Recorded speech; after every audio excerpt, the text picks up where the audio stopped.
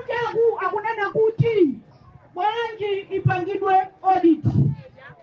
Chimene chikupangika ndi chakuti malisti amayina anthu amene alembesa akapita kuti akachita check mayina achasakutani. Zizakhala zoopsa kwambiri kuti iwe munthu unalembesa ndiye walawirira ukufuna ukavotera pita mtalika zina lako palibe, wachoka kunyumba ukufuna ukavotera Joyce Banda zina lako palibe, wachoka kunyumba ukufuna ukavotera Kabambe zina lako palibe. Mapeto aje kuzakhala kutani, kuzakhala kutani. Olemekezeka manja bambo ndikupemphenya manja manja ndikuziwa kuti zina chairman wa MEC amapanga chifukwa cha kupanikizidwa ndikuchitidwa influence. Ndipo ndikunena izi chifukwa chakuti tapanga zisankho zina kumbuyoku. Ndipo nokhaso mukuziwa kuti kodi amene anaendesa chisankho mwa chilungamo ndi amene anapanga zache zokocha ndi amene anakuisa Malawi kwambiri ndi ndani? Nokhaso mukuziwa. Ndili mwafesi muja ndingomba pokopoko panjapa ndiye ndinatuluka ndati kodi ndi chani aleti bambo wakuti akufuna kuoneni kumanena bambo mbenderaja ndiye ife tikwalesa chifukwa zimene zinachitika kwanu tikuziziwa. Ndiye ine ndinanena kuti ayi asiyeni alowe. Ndiye analowa ndiye anati amayi ndakuona ni mama wakuti munabaizika kwambiri kungondiona ine ndimanga wabwera kuti ndikufunsa nifunso limozi mundiyange ndipo muzandiyange mpaka kale kale. Munaziona kuti chairman wa MEC akuwerenga marizati achisankho ukwagulira misozi munthu wachigulire munaziona kuti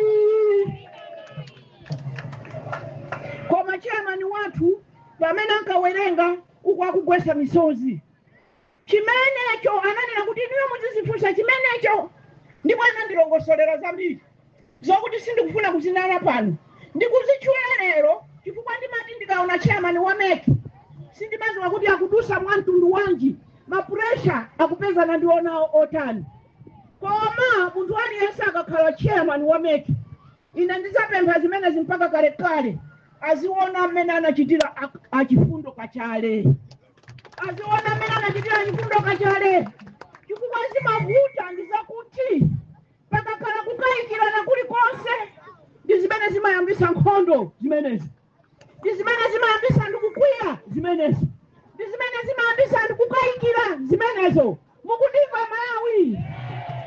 Somano pamene Malawi tikunena kuti system yanu mwapangayo ifeyo tikukana, register yo ifeyo tikuidabwa. Chifukwa register yo mayina ena akusowa ndiye ife tikufuna muyang'ane bwinobwino. Kuyang'ana bwinobwinoko ndiye audit.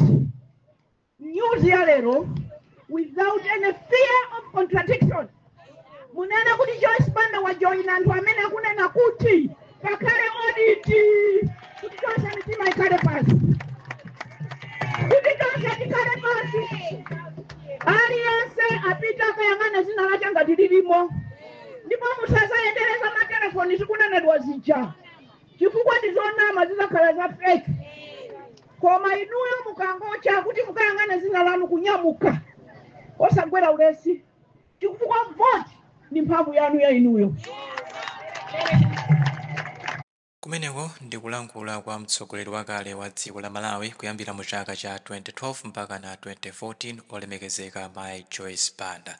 Mai Joyce Banda amalankhula pa msonkhano wina kuwauza Malawi kunena kuti padakali pano anthu mitima ili mmwamba pali kukayikirana pa zisankho zimene zikubwera mu September chaka chino. Ndiye kuti pasakhale kukayikirana, Mai Joyce Banda kunena kuti ife ngati Malawi tikufuna kuti pakhale audit imeneyi iwunikire bwinobwino mndandanda wa anthu amene alembetsa kuti adzavota nawo pa chisankho. Pakakhala audit mitima ya Malawi ambiri ikhala pansi ndipo chisankho chidzayenda bwino. Kumene kuti ndikulongosola kwa Mai Joyce Banda ndi mati tisanachoke mutuze maganizo anu pa zimene wanena mtsogoleri wakaleyu zokhudza ndi zisankho pompano pa Nyasa Voice Box.